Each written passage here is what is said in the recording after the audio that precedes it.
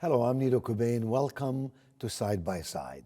My guest today says her experience taught her the importance of what she calls a red thread. That is our message, our through line that connects what we do in life. Today, we get to meet Tamsen Webster. Funding for Side by Side with Nido Cobain is made possible by... Here's to those that rise and shine, to friendly faces doing more than their part, and to those who still enjoy the little things. You make it feel like home. Ashley Home Store. This is home.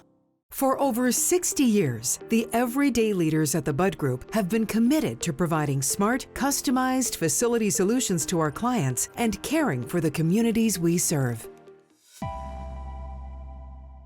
Coca-Cola Consolidated is honored to make and serve 300 brands and flavors locally. Thanks to our teammates. We are Coca-Cola Consolidated, your local bottler.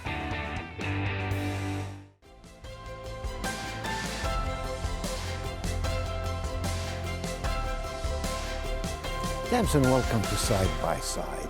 You wrote a wonderful book called Find Your Red Thread. What in the world is a red thread? Well, the quickest answer to that is that it is the story we tell ourselves about why the world or what we do makes sense. It is the logical connection of ideas, how things all fit together. And where does the term red thread come from? And why is it not green or yellow or blue? I wish I knew why it was red, but the general feeling is that it comes from Greek myth is originally, and Northern Europeans use it to describe exactly what I talked about, the thing that makes things make sense. And its origin is with the red thread that Theseus used to find his way through the Minotaur's labyrinth and back out again. And since that's in many ways how you make things make sense, it seemed like a great name to use for this work that I do. Mm-hmm. And you know, the subtitle is Make Your Big Ideas Irresistible. Yeah. How does one make an idea big? So I think one doesn't make an idea big. I think the estimation of an idea and how big it is really depends on what kind of impact it can have on who the idea is for.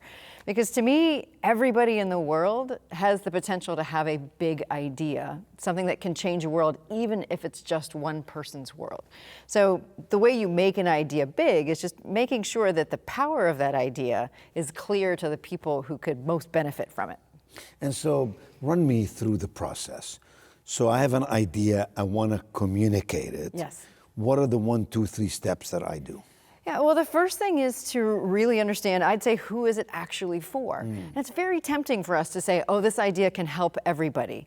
Well, sure, probably, but the people who would really listen to it and for whom it would resonate are the people who, to some extent, see the world the same way you do.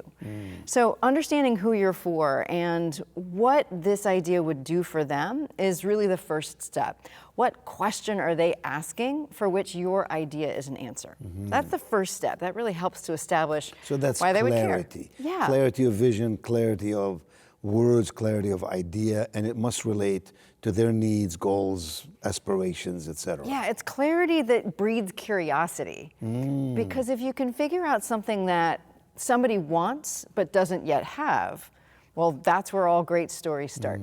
And that gets them to lean in, because if I want an answer to a question like, how can I make my team more engaged, for instance, but I don't really have a good answer for that, if I understand that your idea can do that for me, I'm naturally going to lean in and want to know more. So that's understand who you're for and what question your idea answers for your audience. Great places to start. And tell me this, you know, how does one learn to be curious? Is it something that we learn in kindergarten as children, trying to figure our way in life? Can adults learn the art and the science of curiosity? I believe absolutely. I mean, to me, the brain is like, our brains are like a patchwork quilt. And every time you take in a new piece of information, you're giving your brain new edges to attach something else to. So I think the key to learning to be more curious is to get more inputs. So read more, talk to more people, ask questions, see what people know and don't know. And I've just found that the more that you learn, the more that you can learn. And the more that you learn, you end up seeing really unexpected connections between things. But it's not really a common quality, is it? To be curious? I mean, I think so many people are sort of stuck in their own way, their frame of reference, their comfort zone. I know what I know, and I'm pretty much good with it. Yeah. Especially if you talk about things like politics or things about society or things about religion or et cetera. Yeah. Am I right? Am I wrong? Well, I think in a sense, absolutely, you're right, that we tend to get very comfortable and maybe even complacent with the things that we know and we know well, because we don't like to change very much. But I think if your goal as a human, as a politician, as an educator, just as a person is to communicate, make sure that whatever ideas you have actually get heard. I think we're much better speakers sometimes than we are communicators. Then I don't know how you can be an effective communicator without being curious. Because the more you know about the people that you're talking to, about how they see the world right now, the more likely it is that you're going to be able to frame your idea in language, in concepts that they're going to understand. And the more that you're going to be able to understand how you can make your new, big, different idea feel very comfortable and familiar to your audience, because that's the key.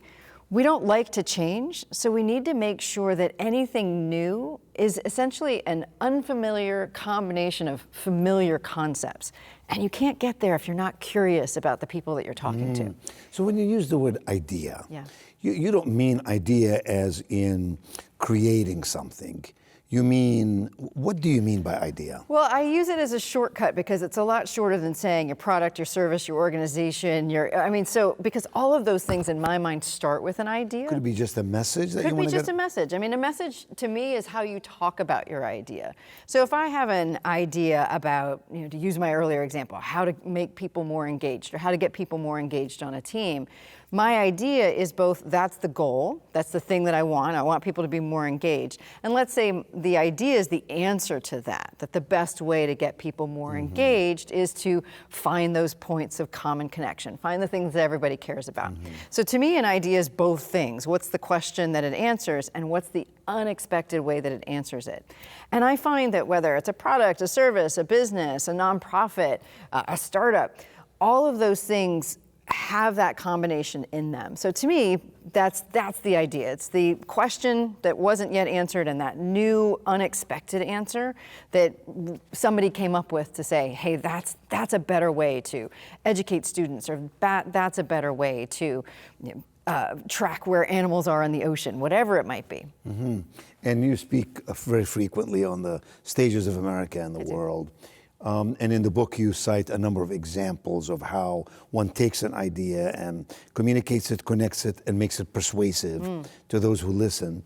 Can you think of a story or an example where someone, could be a business or whomever, has an idea and they turn it into something magical like that?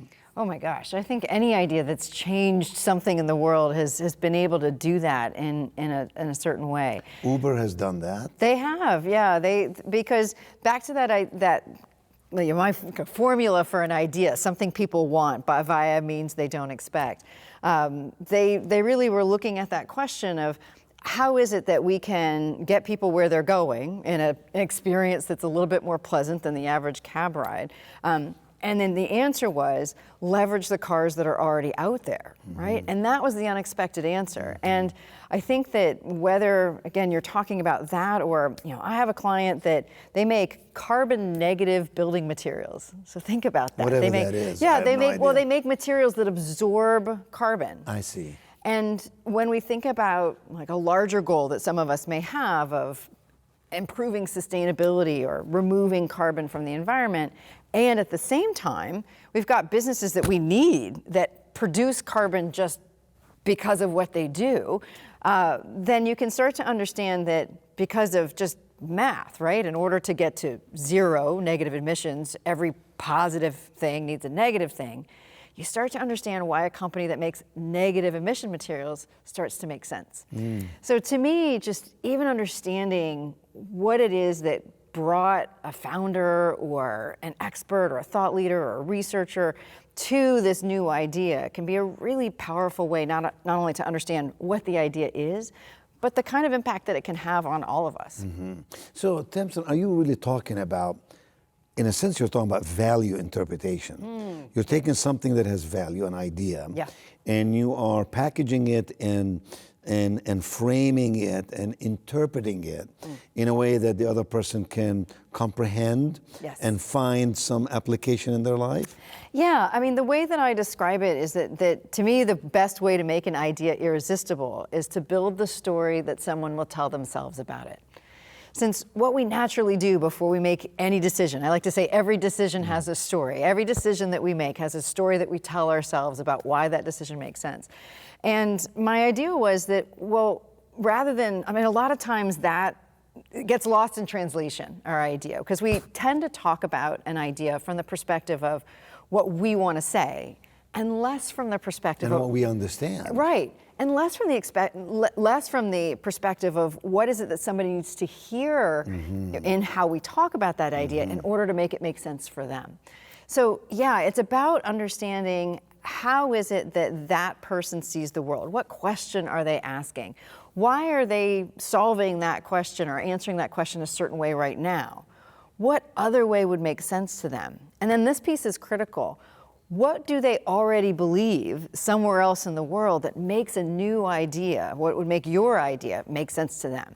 So it's about really understanding what are the beliefs that are A, keeping someone doing what they're doing now, and then B, what's a belief that you share with your audience that would make that new idea, product, service, behavior, whatever it is, make sense to them and feel like it's already part of who they are and what they do.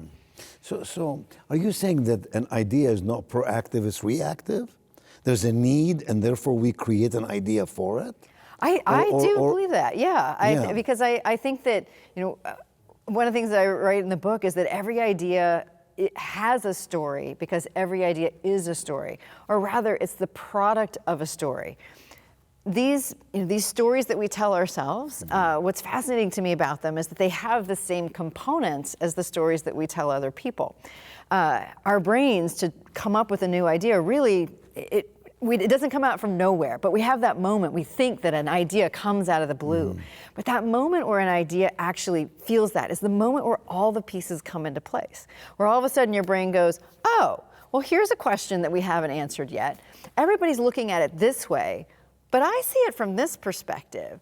And because I believe this is true, let's try to solve it this way instead, right? So, like for instance, when I, in my experience, just saw these experts, these people with these brilliant ideas, and the ideas would always fail at the point of explanation. And as I said before, what I noticed was that a lot of times it's because we use the language that makes most sense to us and not the language and the concepts most familiar to us. Yeah, absolutely. But I realized, well, how can I find a language that everybody speaks? And it turns out that everybody speaks the language of story.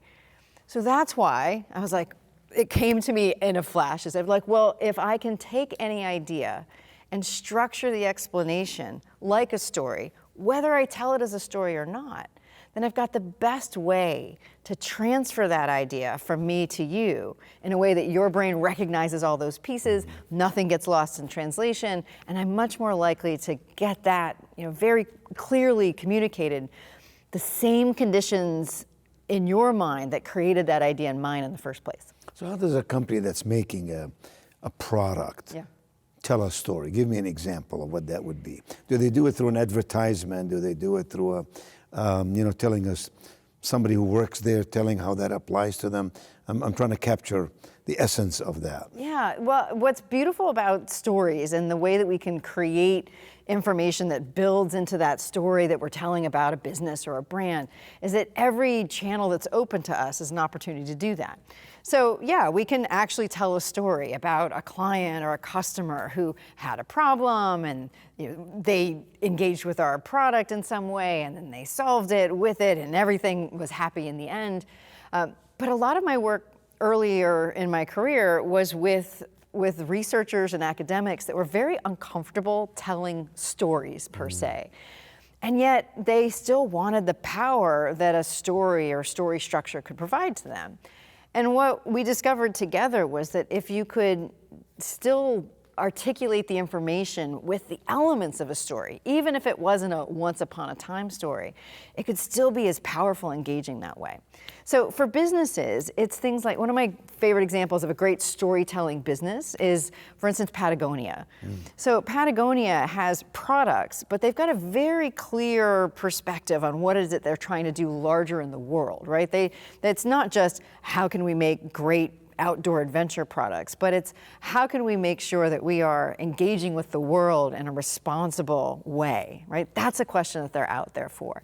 And I would say that a key tension that they resolve, again, a key part of a story, is the fact that in order to create the things that we need and engage with the world, oftentimes that hurts the very world that we're trying to engage with. So, but Patagonia has this core belief, which is a really key moment of any story where there's this moment of truth where you realize, I have to do something different. Well, Patagonia has this belief at the core of what they do that it's possible, right, to be as responsible in your engagement with the planet as in your care of it. And so that's why everything that they do kind of reflects that belief. Now, do they tell stories about people using their products? Absolutely. Do they do more interesting and kind of unexpected things about, say, that they close down for election day? To me, that's part of the story of Patagonia as well. I see what you mean. Yeah, now. so there's all these elements. You're talking about extension of a company's culture, belief system, inclinations toward, society and all that's in it. Well, I'm thinking, you're talking about ideas, I'm thinking about Thomas Edison. Yeah. I don't think he told any stories, did he? I don't think so. He Probably sat in not. his lab and he made Tinkered. 1,000 experiments. Yeah. And finally a couple of them worked and he changed the world. Yes. I'm thinking about Walt Disney, Yep. I'm trying to imagine what he went through. I read those autobiographies of these people. Did he sit there and say, I got to tell a story? Or did he say, I wonder what people want? Or did he say, I think I have an idea and I'm going to sell it to people? Which comes first? I think, Or is it both? I think it's all of that. Yes. But I think the difference is that a lot of the story piece behind an idea happens pre-consciously or unconsciously. So Gerald Zaltman of Harvard Business School says that 95% of our decision making is unconscious. It happens before we realize it.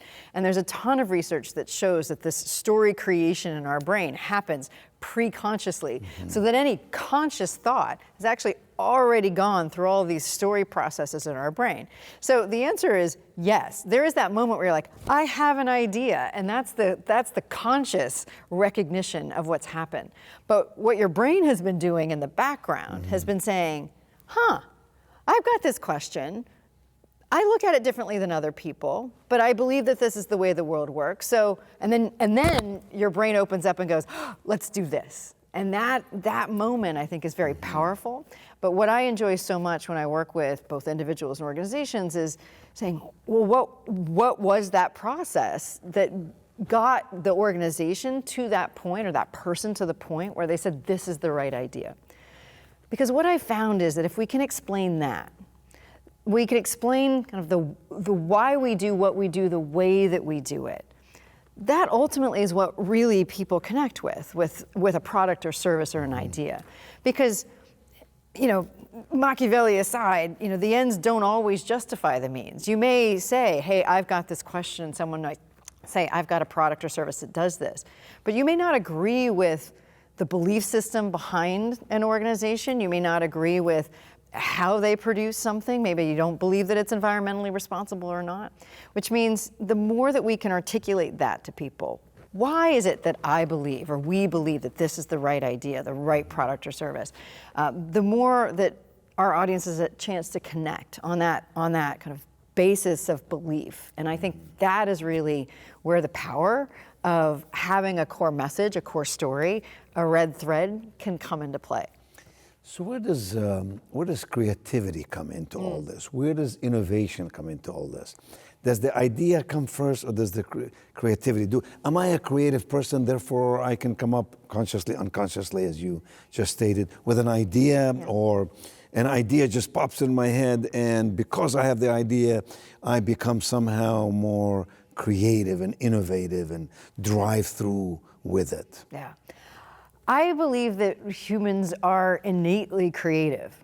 And how I define creativity is the ability to make unexpected connections between seemingly unrelated things. See that one more time. So it's the ability to make unexpected connections between seemingly unrelated things.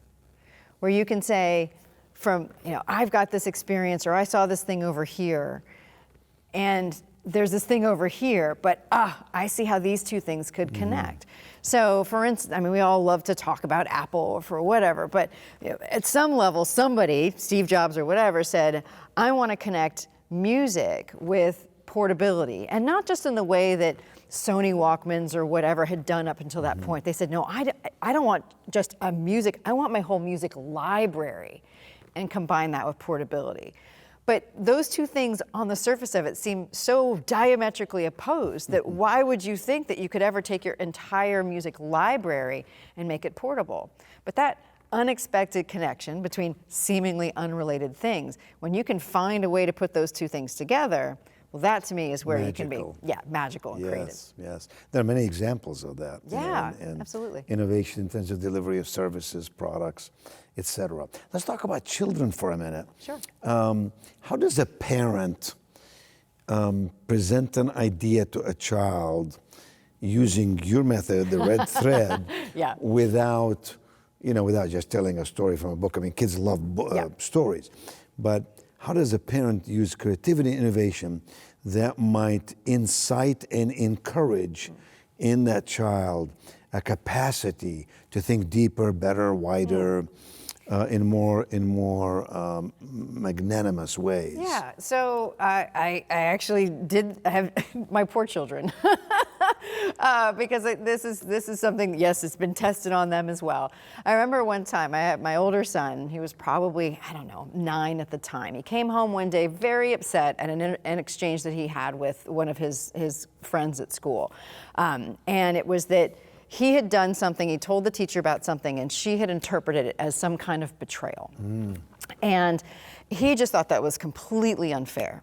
And so I said to him, we were talking through it, I was getting the information. I said, well, what is it that you were trying to do? And he's like, well, I was trying to help her. I was trying to keep her out of trouble. And I was like, oh, okay. I said, did she understand that, or was it based on the action? And he was like, well, she was judging me based on the action. He said, but my intent, he didn't use those language, but he was like, but I was just trying to help. And I was like, but then you told somebody else. I said, and you got upset how she got upset. So you've just judged her based on her action and not her intent. And I was like, but it's one thing I've seen about you, Thomas, that you really believe that the same rules should apply to everyone, right? And he said, so what does that mean to you? He's like, oh, I see. I was using a different standard for her than I was for myself. And while that doesn't sound like I set up the same elements of a story, I did, because I said, what were you trying to do? What was the goal? What was the thing that you wanted? What were the two perspectives that were in play with each other? And then what was something that I knew that Thomas believed that would help him see a different result, a different behavior, something else to happen at the end? So to me, you can use those same elements to not only, whether it's a child or an adult, to really say, either let me explain something that's happened or help someone come up with a new idea or a new behavior on their own. And from your perspective, our educational system is doing that, or are we providing sort of a lesser than opportunity for children, and maybe not just children, but students in high school and maybe even college? So I'm just going to go out there and say it, that I think that we are not serving our children well. I think that was it F. Scott Fitzgerald that said that there are no second acts in American lives? And one of the interpretations of that is that we like to skip to the end here in American culture. Typically, we like to go straight from problem to solution. But it's in the exploration of the conflict, of in that second act, where we really start to understand who we are and why we do what we do. And I think that with education, I think what we tend to do is a lot of problem to solution, without having us, beyond math class, show our work. And I think the more that we can encourage people to show our mental work, how did we come up with the idea? Yes. Why do we believe that that's the right idea? The more that we have clarity internally so that we can be more consistent, but that also allows us to have more clarity externally. Yeah, so if we understand the process, Yeah. we'd like to do it. I interviewed Carol Dweck, a professor at Stanford, who wrote the book Mindset, yes. and she agrees with you that we have to go through that process if we expect repeated results that are measurable, meaningful, and impactful. Tamsen, we can talk all day about red threads and all that they mean in our life. Thank you for being with me today, My pleasure. side by Thank side. you so much.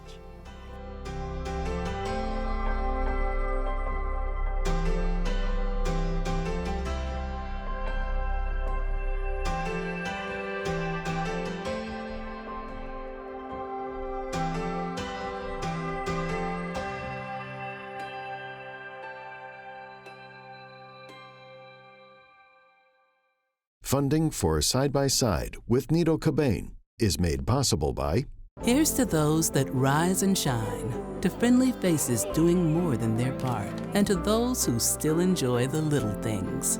You make it feel like home. Ashley Home Store. This is home. For over 60 years, the everyday leaders at the Bud Group have been committed to providing smart, customized facility solutions to our clients and caring for the communities we serve. Coca-Cola Consolidated is honored to make and serve 300 brands and flavors locally. Thanks to our teammates. We are Coca-Cola Consolidated, your local bottler.